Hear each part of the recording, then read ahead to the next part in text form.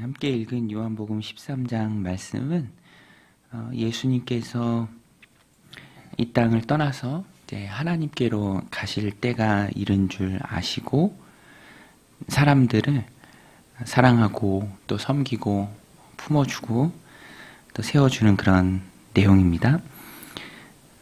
오늘 말씀 1절에 보면 6월절 전에 예수께서 자기가 세상을 떠나 아버지께로 돌아가실 때가 이른 줄 아시고 세상에 있는 자기 사람들을 사랑하시되 끝까지 사랑하시니라.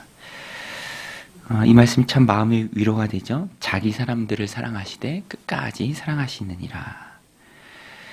중간에 포기하지 않고 어려움이 있을 때 그 사랑을 멈추는 것이 아니라 하나님이 사랑하라 주신 당신의 사람들을 우리 주님께서는 끝까지 사랑하셨습니다.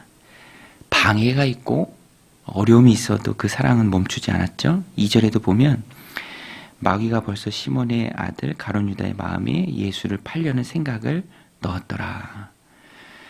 여러 가지 방해 공작이 있었습니다. 마귀가 행하는 그런 방해 공작이 있었는데요. 주님께서는 그런 것과 상관없이 하나님 사랑하라 주신 사람들을 끝까지 사랑하셨습니다. 오늘 우리도 사랑이신 하나님, 또 사랑의 실천으로 이 땅에 오신 우리 주님, 그분의 제자로서 사랑하며 사는 게 마땅합니다. 어떻게 사랑하며 살아갈까? 어떻게 사랑해야 하는가? 그 사랑은 어떤 모습이어야 하는가? 오늘 예수님께서 잘 보여주십니다. 예수님께서 섬겨주시죠. 최후의 만찬이죠. 이제 6월절 식사 자리에 있을 때 제자들의 발을 씻어 주십니다. 4절에 보면 저녁 잡수시던 자리에서 일어나 겉옷을 벗고 수건을 가져다가 허리에 두르고 이에 대야의 물을 떠서 제자들의 발을 씻으시고 그 들으신 수건으로 닦기를 시작하여. 당시에는 샌들을 신고 다녔죠. 하루 종일 다니다 보면 먼지와 또 땀과 굉장히 지저분했을 것입니다. 그래서 가장 기본적인 예절 중에 하나가 식사 자리에서 또 어느 집에 방문했을 때는 발을 씻는 게 가장 먼저 하는 일이죠. 또 하인들 중에 가장 낮은 하인이 하는 게 바로 이것입니다. 그런데 그럴 상황이 아니어서 씻지를 않았던 것 같습니다.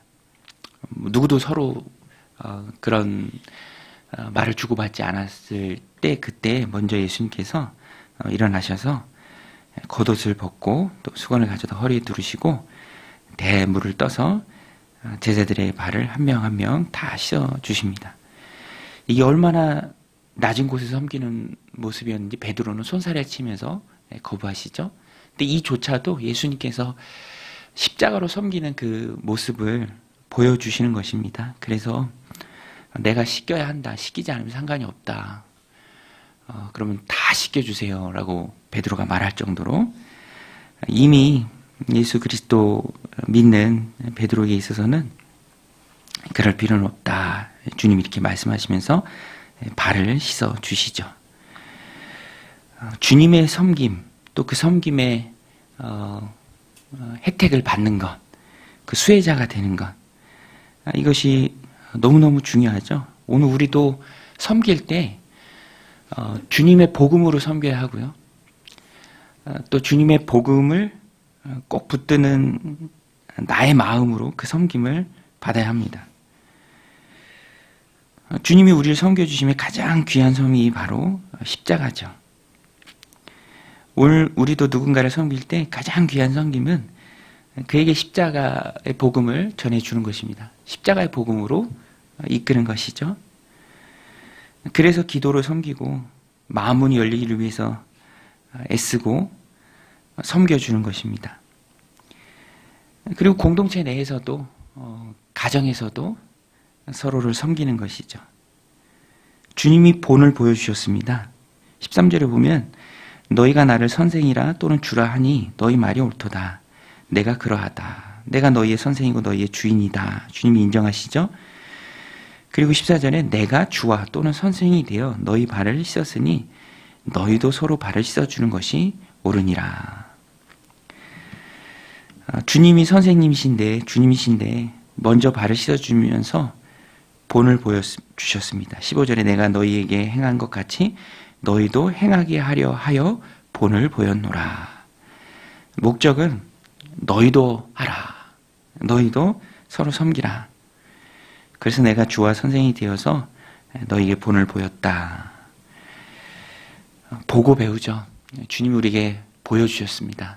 가르쳐 주셨죠. 우리도 배워야 하고요. 우리도 주님의 제자로 또 다른 사람을 주님의 제자로 세울 때 보여주어야 합니다. 자기는 안 하면서 하라고 시키기만 하면 거기에 무슨 영향력이 있고 힘이 있겠습니까? 내가 하면서 보여줄 때 주님의 제자 훈련의 방법처럼 보여줄 때 거기서 힘이 나는 것이죠. 오늘 우리는 사랑해야 합니다.